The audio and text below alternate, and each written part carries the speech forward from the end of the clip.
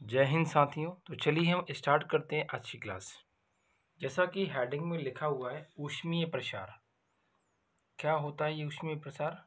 जब किसी पदार्थ को गर्म किया जाता है या हम जब किसी पदार्थ को गर्म करते हैं तो उस पदार्थ के आकार में या उस पदार्थ की आकृति में क्या होने लगता है? परिवर्तन होने लगता है। उसी को अपन क्या बोलते हैं? ऊष्मीय प्रसार करते हैं। जैसे जब भी आप किसी वस्तु को गर्म करें तो उसकी जो विमाएँ होती हैं, विमाओं में क्या क्या आता है? लंबाई, उसकी चौड़ाई और उसकी ऊंचाई, लेंथ, विड्थ और हाइट। तो यदि हम किसी वस्तु को इस प्रकार से गर्म करें जिससे कि वस्तु गर्म होने के बाद में स्वयं के आकार में और स्वयं की आकृति में क्या कर ले? परिवर्तन कर ले, तो उसी का नाम क्या होता है? ऊष्मीय प्रसार होता है। ठीक है। तो सबसे पहले इसमें जानते हैं हम कि ठोसों में ऊष्मीय प्रसार किस प्रकार से होता है। तो जब हम किसी ठोस पदार्थ को इस प्रकार से गर्म कर दें कि उसके केवल आयतन में और उसके क्षेत्रफल में क्या होने लगता है? प्रसार होता है, तो उसे क्या बोलते हैं अपन? ठोसों में ऊष्मीय प्रसार। तो कहने का अर्थ है इसमें कि ठोस पदार्थों में जब ऊष्मीय प्रसार होता है तो वह केवल किस किस में होता है? उसके आयतन में होता है और उसके किस में होता है? क्षेत्रफल में। साथ ही साथ उसके या पर उस ठोस पदार्थ में रेखीय प्रसार भी होता है। रेखीय प्रसार का मतलब है कि किसी वस्तु को आप गर्म करें, वह वस्तु कैसी होनी चाहिए? ठोस। एक सीधी सरल रेखा के रूप में उसमें क्या होना चाहिए? प्रसार होना चाहिए। कुछ एग्जाम्पल की हम इसमें बात करते हैं।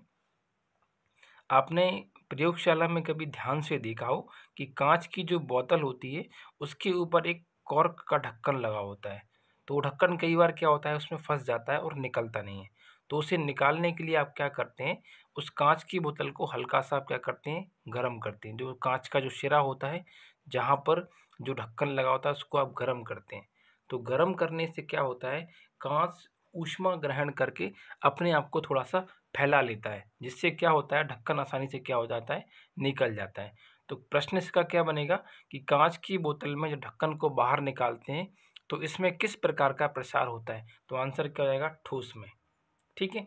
अगला है इसमें कि दो रेल की जो दो पटरियां होती हैं, कभी आपने इस बात को ऑब्जर्व किया हो कि मान लो ये रेल की पहली पटरी है और ये कौन सी पटरी है? इसकी दूसरी पटरी पटरी ठीक है। तो इन दोनों के बीच में यहाँ पे क्या होता है? हल्का सा रिक्त स्थान होता है दो पटरियों के बीच पर। ऐसा क्यों किया जाता है? क्योंकि गर्मी के दिनों में जब बहुत जोर से धूप पड़ती है तो इस लोहे के द्वारा क्या करी जाती है? ऊष्मा ग्रहण करने के बाद में इसकी लंबाई में ये हिस्सा इस तरफ बढ़ता है और ये हिस्सा इस तरफ बढ़ता है, फिर से ये हिस्सा यहाँ बढ़ता है और ये हिस्सा यहाँ। तो ये गैप ऑटोमेटिक गर्मियों में क्या होता है? भर जाता है और सर्दियों में तापमान कम होने की वजह से ये वाला गैप क्या होता है? खाली हो जाता है। इसलिए हम क्या कहते हैं कि पटरियों के बीच में क्या करते हैं? रिक्त स्थान छोड़ा जाता है। तो यदि आपसे इसमें प्रश्न पूछे कि रेल की पटरियों के बीच में किस प्रकार का ऊष्मीय प्रसार होता है तो आंसर हो जाएगा रेखीय प्रसार। और ये किस में होता है? ठोस पदार्थों के अंदर होता है। अगला है इसमें कि जब कभी भी कांच का हमारे पास ग्लास है और इसमें बहुत ज़्यादा गर्म आप क्या डाल दें? एकदम से पानी डाल दें, तो उस स्थिति में क्या होगा? कांच का जो ग्लास होगा वो आसानी से क्या होगा? तुरंत वो चटक जाएगा और चटक के क्या हो जाएगा? वो पूरी तरीके से फूट जाएगा। तो ये भी किसका उदाहरण होता है? ठोस पदार्थों में ऊष्मीय प्रसार। इसी में जब हम बात करते हैं कांच को लेकर, तो कांच क्या होता है? ऊष्मा का सुचालक नहीं होता है, क्योंकि कांच के अंदर में से ऊष्मा का प्रवाह नहीं होता है। इसलिए होता क्या है? जब कांच में हम गर्म पानी डालते हैं तो उस स्थिति में उसकी जो अंदर की सतह होती है वह क्या होती है? गर्म होकर क्या हो जाती है? चटक जाती है। तो यदि आपसे प्रश्न पूछा जाए कि कांच ऊष्मा का सुचालक होता है कि नहीं होता है तो आंसर क्या हो जाएगा? नहीं होता। यदि ये ऊष्मा का सुचालक होता तो ये फिर चटकता नहीं। तो क्या होता है? ये उस ऊष्मा को ग्रहण करने की शक्ति खो देता है और स्वयं को क्या कर देता है? फोड़ लेता है। ठीक है। उसके बाद है इसी का एक उदाहरण है कि टेलीफोन और जो विद्युतीय तार होते हैं जो कि खम्भों पे तार बंधे होते हैं, उनको जब पहली बार लगाया जाता है दो खम्भों के बीच में तो उनको हल्का सा क्या किया जाता है? ढीला बांधते हैं ऐसे, इस टाइप से। ऐसा क्यों होता है? क्योंकि जब सर्दियाँ आती हैं तो इसमें होता है क्या? खिंचाव, ऊष्मीय प्रसार होने की वजह से, जिससे क्या होता है कि वापस ये ऐसे तन जाते हैं। गर्मी के दिनों में ये ताप ग्रहण करके वापस क्या पड़ जाते हैं, ढीले पड़ जाते हैं। तो यदि आपसे क्वेश्चन पूछें कि टेलीफोन और विद्युतीय तारों को जब पहली बार लगाया जाता है तो उनको थोड़ा सा ढीला छोड़ते हैं, तो क्यों? तो आंसर क्या बताएंगे, यह ठोस में ऊष्मीय प्रसार की वजह से होता है। ठीक है, अब हम इसी में आगे बात करते हैं कि किसी भी द्रव पदार्थ में ऊष्मीय प्रसार किस प्रकार से पूर्ण होता है। तो जब हम किसी द्रव पदार्थ को गर्म करते हैं तो द्रव पदार्थ के अणु सामान्यतः क्या करते हैं, अपने आयतन में क्या करते हैं, प्रसार करते हैं। तो जब मैंने बात कराई थी आपको ठोस के बारे में, तो ठोस में आयतन के साथ साथ क्षेत्रफल में भी प्रसार होता है, परंतु द्रव पदार्थों में जब ऊष्मीय प्रसार की बात आती है तो ये इसमें केवल किस में होता है, आयतन में होता है प्रसार, इसके अतिरिक्त किसी और चीज़ में नहीं होता है। जब हम इसके उदाहरण की चर्चा करते हैं तो इसमें क्या होता है कि सर्दी के दिनों में पानी के जो पाइप होते हैं, जो खेत में जो पानी के पाइप पड़े होते हैं, वह कभी कभी क्या हो जाते हैं, अत्यधिक सर्दी पड़ने की वजह से फट जाते हैं। तो ऐसा क्यों होता है, द्रव पदार्थ के ऊष्मीय प्रसार की वजह से। क्योंकि उस समय क्या होता है, 0 डिग्री सेल्सियस के तापमान पर बर्फ का जो आयतन होता है वह नॉर्मल जल के आयतन की तुलना में क्या होता है, अधिक होता है। मतलब बर्फ का आयतन ज़्यादा हो जाता है एज कम्पेयर टू वाटर के वॉल्यूम से। इस वजह से क्या होता है, आयतन जब बढ़ जाता है तो पाइप के अंदर का जो बर्फ है वो अपने स्थान को सडनली क्या करता है, फैला लेता है पहले से। और फैला लेगा तो क्या होगा, जो प्लास्टिक का जो पीवीसी का पाइप होता है वह तुरंत क्या हो जाता है, फट जाता है। तो ये किसकी वजह से होता है, द्रव पदार्थों में ऊष्मीय प्रसार की वजह से होता है। इसमें एक इम्पोर्टेंट पॉइंट आप याद रखिएगा कि पानी का सबसे ज़्यादा घनत्व किस तापमान पर होता है। बहुत ज़्यादा इम्पोर्टेंट क्वेश्चन है हमारे एग्ज़ाम के पर्पज़ से। बहुत से ऐसे एग्ज़ाम हैं जिनमें इस क्वेश्चन को या ये वाले क्वेश्चन को बार बार रिपीट किया गया है कि जल का सर्वाधिक घनत्व किस तापमान पर होता है। तो आंसर क्या हो जाएगा, 4 डिग्री सेल्सियस के तापमान पर सबसे ज़्यादा होता है। सामान्यतः होता क्या है कि 0 डिग्री सेल्सियस से 4 डिग्री सेल्सियस के तापमान तक जो जल होता है इसका घनत्व पहले क्या होता है, बढ़ता है। लेकिन जैसे ही तापमान आप 4 डिग्री सेल्सियस से क्या करते हैं, आगे बढ़ाते हैं, जैसे आपने कर दिया 10, फिर कर दिया मान लो 15, और फिर ऐसे आगे लगातार आप बढ़ा रहे हैं, तो इस स्थिति में जो इसका जो घनत्व होता है जल का, वह धीरे धीरे क्या होता है, घटने लगता है। और सबसे ज़्यादा घनत्व कब होता है, 4 डिग्री सेल्सियस के तापमान पर। और इसी संपूर्ण घटना को हम बोलते हैं जल का असामान्य व्यवहार। तो इस बात को आपको इसमें याद रखना है। नेक्स्ट पॉइंट है इसमें, गैसीय पदार्थों में ऊष्मीय प्रसार। तो जब हम किसी गैस के कणों को गर्म करते हैं तो उस स्थिति में उसमें भी केवल उसके किस में प्रसार होता है, आयतन में। तो इस बात को आप ध्यान रखिएगा कि जब ठोस पदार्थ में बात की जाती है तो ठोस पदार्थों के आयतन के साथ साथ उसके क्षेत्रफल में भी क्या होता है, प्रसार होता है। जब किसी द्रव पदार्थ की बात की जाती है तो उसके केवल आयतन में ही प्रसार होता है। और जब हम किसी गैस पदार्थ की बात करते हैं तो इसमें भी क्या होता है, किसी उसके आयतन में ही क्या होता है, प्रसार। तो ये तीनों बिंदु आप एक साथ याद रखिएगा। ठीक है, जब हम इसके एग्जाम्पल की बात करते हैं तो होता क्या है कि गर्मी के दिनों में जो वाहनों के जो ट्यूब होते हैं, बेसिकली साइकिल का ट्यूब हुआ या ट्रक का ट्यूब हुआ, वो क्या होता है, फट जाता है। ऐसा क्यों होता है कि ये जो टायर होता है वो गर्मी के दिनों में ऊष्मा को ग्रहण करके अपने अंदर के कणों को क्या कर लेता है, गर्म करके उनको बाहर निकालने की कोशिश करता है, जिससे क्या होता है, वो टायर ऑटोमेटिक फट जाता है। तो ये जो जितने भी मैंने आपको ऊष्मीय प्रसार में एग्जाम्पल पढ़ाए हैं उन सभी को आप अच्छे से याद कर लीजिएगा, क्योंकि आपके एग्ज़ाम में ये इम्पोर्टेंट है। इनमें से कोई ना कोई सा क्वेश्चन आपके एग्ज़ाम में आपको देखने को मिल जाएगा। ठीक है, हमारी भर्ती की तैयारी कर रहे हैं तो इसका यदि आप टेस्ट लगाना चाहते हैं तो टेलीग्राम पे इसी उदय राजपूत एकेडमी चैनल से एक हमारा चैनल बना है, तो वहाँ पे आप उसको सब्सक्राइब कर सकते हैं और उसमें आप ज्वाइन हो सकते हैं। उसकी लिंक डिस्क्रिप्शन बॉक्स में लिखी हुई है। ठीक है, तो आप वहाँ जाकर उसको ज्वाइन कर सकते हैं। साथ ही साथ यदि आप पटवारी के हैंड राइट नोट्स चाहते हैं तो उसकी जानकारी भी आपको डिस्क्रिप्शन बॉक्स में मिल जाएगी। तो चलिए हम क्लास को आगे बढ़ाते हैं। जब हम किसी वस्तु में ताप में वृद्धि करते हैं तो उसमें क्या होता है, ऊष्मीय प्रसार। और जब हम इसे माध्यम में चेक करें तो सर्वाधिक ऊष्मीय प्रसार किस में होता है? गैसीय माध्यम में। और सबसे कम किस में होता है? ठोस माध्यम में। द्रव में ऊष्मीय प्रसार गैस से कम, परंतु ठोस से क्या होता है? ज़्यादा होता है। तो ये बात आपको एक साथ याद रखना है, आपके एग्जाम के लिए इम्पोर्टेंट है। चलिए अब हम इसमें बात करते हैं कुछ महत्वपूर्ण तथ्यों के बारे में। सबसे पहला तथ्य है आपका इसमें कि विशिष्ट ऊष्मा का एसआई मात्रक क्या होता है? जूल प्रति किलोग्राम डिग्री सेल्सियस। और जब हम बात करते हैं इसी की सीजीएस मात्रक के बारे में, तो वह क्या होता है? कैलोरी ग्राम प्रति डिग्री सेल्सियस। तो विशिष्ट ऊष्मा का एक तो आपको याद रखना एसआई मात्रक क्या होता है, जो कि ये लिखा गया है, और इसी को आपको पढ़ना है सीजीएस मात्रक, तो जो क्या होता है? कैलोरी प्रति ग्राम डिग्री सेल्सियस। दूसरा है इसमें कि सबसे कम विशिष्ट ऊष्मा का मान किस में होता है? तो आंसर क्या हो जाएगा आपका? लेड। लेड को अपन बोलते हैं शीशा या पीवी। और सबसे ज़्यादा विशिष्ट ऊष्मा का मान किस में होता है? जल में। तो ये दो बिंदु और आपको इसमें तथ्य के रूप में याद रखना है। अगला इसमें जो पॉइंट है वह है कि ऊष्मा धारिता का एसआई मात्रक क्या होता है? तो ऊष्मा धारिता का एसआई मात्रक होता है जूल बटे डिग्री सेल्सियस। और इसी का जो सीजीएस मात्रक होता है वह क्या होता है? कैलोरी बटे डिग्री सेल्सियस।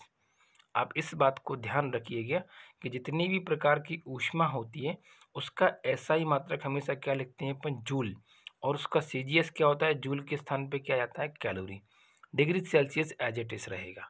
ठीक है। नेक्स्ट है गुप्त ऊष्मा। गुप्त ऊष्मा का एसआई मात्रक क्या होता है? जूल प्रति किलोग्राम। और इसका सीजीएस मात्रक क्या होता है? कैलोरी प्रति ग्राम। बेसिकली होता क्या है, जब हम भाप में हाथ करते हैं या और गर्म पानी में हाथ करते हैं तो भाप से क्या होता है? हमारा हाथ तेजी से चल जाता है। ऐसा क्यों होता है? क्योंकि इसके पीछे का कारण क्या हो जाती है? गुप्त ऊष्मा। सामान्यतः होता क्या है, भाप से हाथ जलने पर जलन ज़्यादा होती है, क्योंकि भाप की जो गुप्त ऊष्मा का मान है वह पानी की तुलना में क्या होता है? ज़्यादा होता है। इसलिए क्या होता है कि जब हम रोटियों को सेकते हैं तो उसमें से जो भाप निकलती है, यदि वो गलती से हमारे हाथ पर पड़ जाए तो उसमें क्या होती है? ज़्यादा जलन महसूस होती है। और यदि उसी तापमान के हम पानी में हाथ डाल दें तो वो उतना ज़्यादा जलन पैदा नहीं करता है। तो इन दोनों के पीछे का कारण कौन होता है? गुप्त ऊष्मा होती है। तो इस बात को आप याद रखिएगा। इस पॉइंट पर आप आईएमपी लिख लीजिएगा, आपके एग्जाम के लिए ये इम्पोर्टेंट हो सकती है। ठीक है। चलिए हम कुछ आगे बिंदुओं की चर्चा करते हैं। आगे है चक्रीय प्रक्रम। ऐसा प्रक्रम जिसमें कोई कण विभिन्न अवस्थाओं से गुजरता हुआ। अब यहाँ पर विभिन्न अवस्थाएं क्या क्या होती हैं कि वो कण पहले मान लो ठोस माध्यम में था, फिर मान लो किस में चला गया? वो द्रव में चला गया, और फिर मान लो किस माध्यम में आ गया? वो गैस माध्यम में। तो अलग अलग माध्यम में या विभिन्न अवस्थाओं से गुजरता हुआ पुनः अपनी पहली वाली अवस्था में लौट आता है, जिससे अपन बोलते हैं प्रारंभिक अवस्था। तो उसे ये अपन क्या बोलते हैं? उसका चक्रीय प्रक्रम। जैसे मान लो हमारे पास क्या है? एक बर्फ का टुकड़ा है। उस बर्फ के टुकड़े को आप रखिए, कुछ समय के लिए रूम टेम्परेचर पर छोड़ दीजिए तो क्या बन जाएगा? वो पानी बन जाएगा। और गैस पे रख दो आप उसे गर्म करने तो वो क्या बन जाएगा? भाप बन जाएगा। अब इस भाप को आप करें ठंडा तो क्या बनेगा? पानी। पानी को आप रख दें किसमें? फ्रिज में, तो क्या बन जाएगी? वापस बर्फ बन जाएगी। तो कोई भी कण अलग अलग अवस्थाओं से होते हुए वापस उसी अवस्था में आ जाए तो उसी प्रक्रम का नाम क्या होता है? चक्रीय प्रक्रम होता है। तो ये बात आपको इसमें याद रखना है। चक्रीय प्रक्रम के लिए सामान्यतः होता क्या है?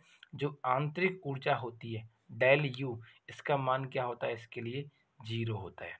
ये वाला पॉइंट इंपॉर्टेंट है, याद रखिएगा इसमें कि ऐसा कौन सा प्रक्रम होता है जिसमें आंतरिक ऊर्जा का मान 0 होता है। आंतरिक ऊर्जा क्या होती है?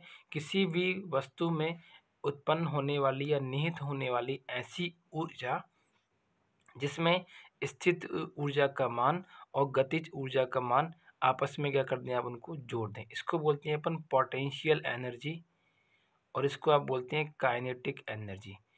तो the sum of potential energy and kinetic energy is called internal energy. तो दोनों ऊर्जाओं के योगफल को हम आंतरिक ऊर्जा कहते हैं। अगला बिंदु है इसमें रुद्धोष्म प्रक्रम। क्या होता है रुद्धोष्म प्रक्रम? इसके बारे में आपने पढ़ा होगा। रुद्धोष्म प्रक्रम का मतलब होता है चाय का जो थर्मस होता है, थर्मस, इसी को हम क्या कहते हैं? रुद्धोष्म प्रक्रम कहते हैं। हमारे सामने एक ऐसा निकाय या एक ऐसा प्रक्रम होना चाहिए जिसमें से बाहर की ऊष्मा उस प्रक्रम के अंदर नहीं जाना चाहिए और अंदर की ऊष्मा उस प्रक्रम से बाहर नहीं निकलना चाहिए। तो मतलब एक ऐसा आप निकाय बनाओ जिसमें से अंदर वाली जो ऊष्मा है बाहर नहीं जाना चाहिए और बाहर वाली ऊष्मा अंदर नहीं आना चाहिए। जैसे यदि हमने थर्मस में गर्म पानी भर के रख दिया तो वो पानी गर्म बना रहता है, क्योंकि अंदर की ऊष्मा कहाँ नहीं आ पाती है? बाहर, और बाहर वाली क्या नहीं जा पाती? अंदर। तो उसी का नाम क्या होता है? रुद्धोष्म प्रक्रम। तो ये बात आपको इसमें याद रखना है। अगला बिंदु है इसी में कि गैस तापमापी व द्रव तापमापी में अधिक संवेदनशील तापमापी कौन सा होता है? तो इसकी जब हम चर्चा करते हैं तो सामान्यतः इसमें होता क्या है कि जो गैस तापमापी होता है, किसके कंपेयर में? द्रव तापमापी की तुलना में ये अधिक संवेदनशील होता है। ऐसा क्यों होता है? क्योंकि गैस द्रव की अपेक्षा क्या होती है? जल्दी फैल जाती है। तो जो चीज़ का डर हमें रहता है इसमें कि जो गैस के तापमापी होती हैं उनमें जो गैस भरी होती है वो जल्दी रिलीज हो जाती है, जल्दी फैलने लगती हैं। तो ये क्या हो जाती हैं? चीज़ें अधिक संवेदनशील हो जाती हैं। तो दोनों बातें आप इसमें याद रखिएगा कि इस तापमापी और इस तापमापी में संवेदनशील तापमापी कौन सा होता है? तो आंसर क्या हो जाएगा? गैस तापमापी। चलिए हम इसमें आगे बात करते हैं। आपका ये चैप्टर जो है ऊष्मा और तापमान वाला, ये कंप्लीट हो चुका है। अब हम इसके डेली प्रश्न करेंगे, साथ में मापन से संबंधित प्रश्नों को भी हल करेंगे। यदि आप हमारे चैनल पर नए हैं तो चैनल को सब्सक्राइब कर लें और वीडियो को लाइक और ज़्यादा से ज़्यादा लोगों में शेयर करें। इस क्लास की जो कंप्लीट पीडीएफ होगी वो आपको हमारे टेलीग्राम ग्रुप पर या उसके चैनल पर, और इससे आने वाली जो क्लास होगी उसके अंदर आपके डिस्क्रिप्शन बॉक्स में आपको देखने को मिल जाएगी। ठीक है, तो चलिए हम इस क्विज को सॉल्व करते हैं। आप इसको सॉल्व करने की कोशिश करें। चलिए पहला क्वेश्चन हल करते हैं कि प्रेशर कुकर में खाना जल्दी पक जाता है, ऐसा क्यों होता है?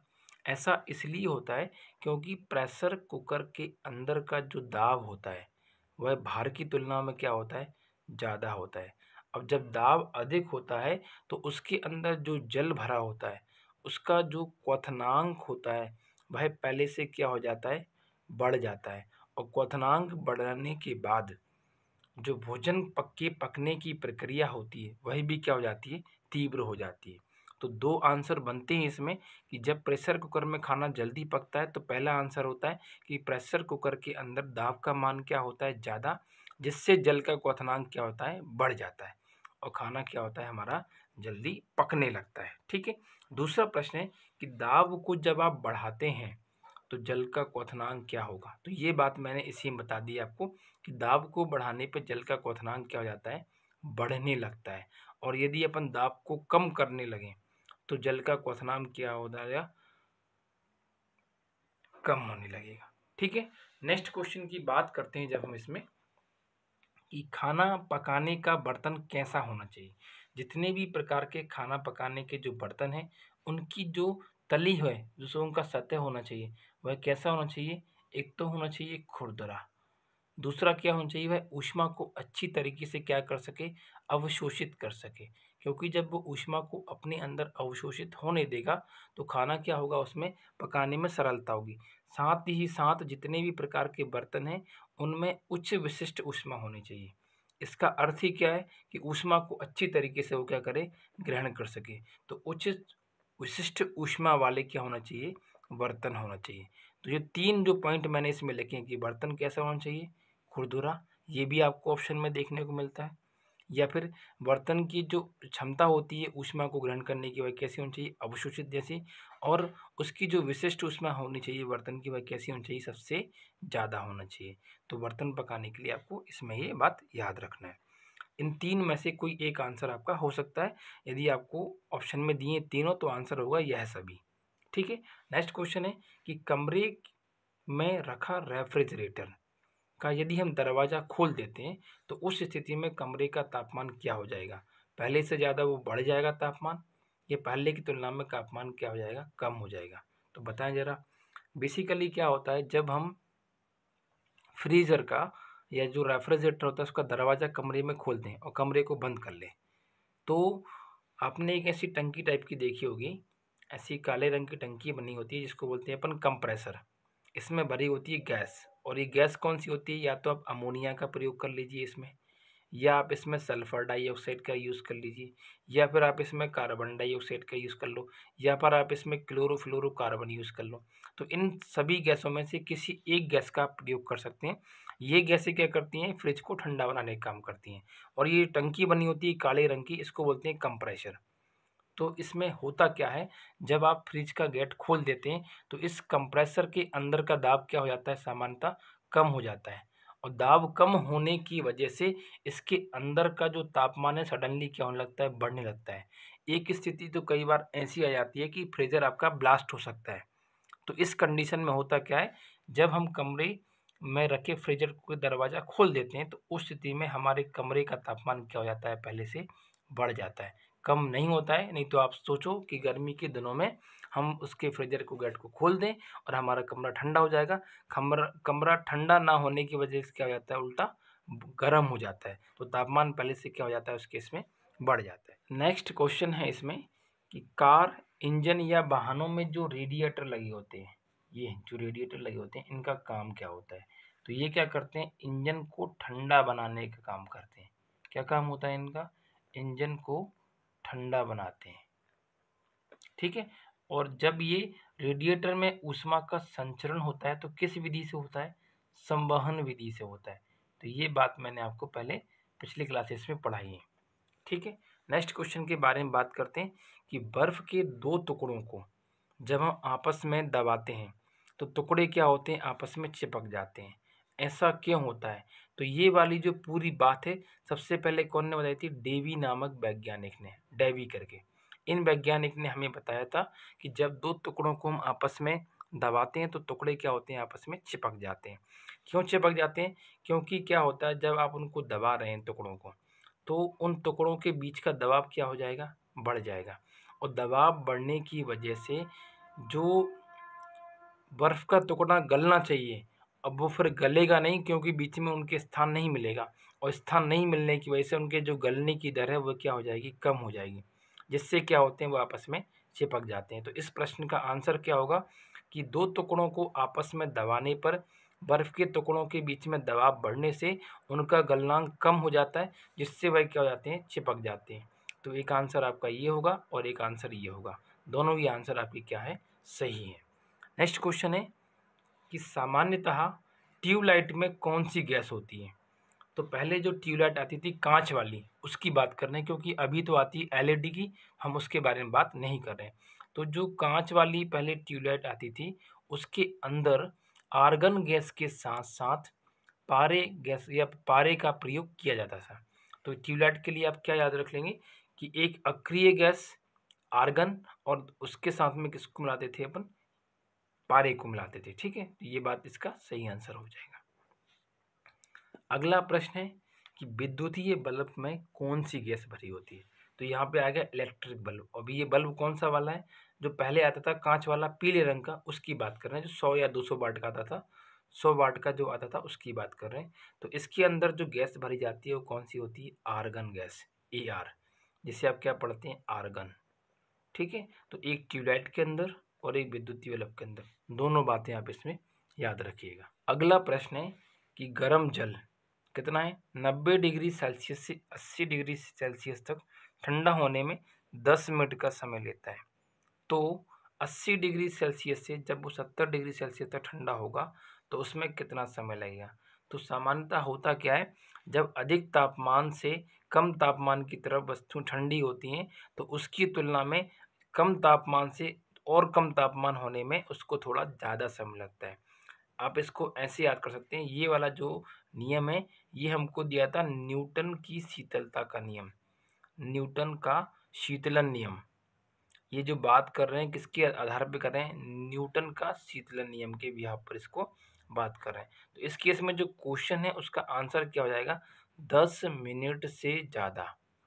यदि आपने ये नियम नहीं पढ़ा है तो पिछली वीडियो में जाके आप पहले इस नियम को पढ़ें और फिर इस क्वेश्चन को लगाने की आप प्रयास करें। ठीक है, तो आप इस बात को अभी थोड़ा समझ लीजिए यहीं पे कि जब तापमान ज़्यादा है और उस तापमान से थोड़ा कम तापमान कम हो रहा है वस्तु का, उसमें मान लो कुछ समय लगा है, मान लो T1, और फिर उसी तापमान से वस्तु को आप और ठंडा कर रहे हो, तो उसमें जो समय लगेगा इस T1 की तुलना में क्या होगा, थोड़ा सा ज़्यादा होगा। तो इसका आंसर हो जाएगा कि 80 से 70 डिग्री सेल्सियस तक पहुंचने में जो समय लगेगा इस 10 मिनट से हल्का सा क्या होगा, ज़्यादा होगा। ठीक है, नेक्स्ट क्वेश्चन के बारे में बात करते हैं। सुमेलित कीजिए। कुछ यहाँ पर मैंने नाम लिखे हैं और इस तरफ उनके कुछ फार्मूले लिखे हैं, आपको इनको आपस में सुमेलित करना है और आंसर बताना है। मैं साथ में यहाँ पे ट्राई करता हूँ। सबसे पहले लिखा हुआ है उच्च वेग, तो उच्च वेग को नापते हैं किससे अपन, मैक संख्या से। किससे नापते हैं अपन, मैक नंबर से। दूसरा लिखा है संवेग, संवेग का सूत्र क्या होता है, द्रव्यमान गुणा वेग। इसको आप सिंबल से भी शो ऑफ कर सकते हैं कि मास इनटू वेलोसिटी क्या कहलाता है हमारा, संवेग कहलाता है।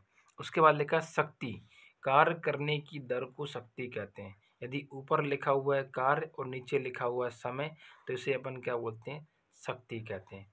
कार्य बराबर क्या होता है, जब हम किसी वस्तु के ऊपर बल लगाते हैं तो वह वस्तु थोड़ी आगे क्या हो जाती है, विस्थापित हो जाती है।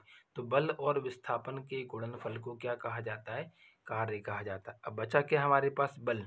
तो बल की परिभाषा क्या होती है, किसी वस्तु का यदि द्रव्यमान m है और यदि हम उसे a त्वरण दे देते हैं तो उन दोनों का जो गुणनफल होता है क्या कहलाता है, वो बल कहलाता है।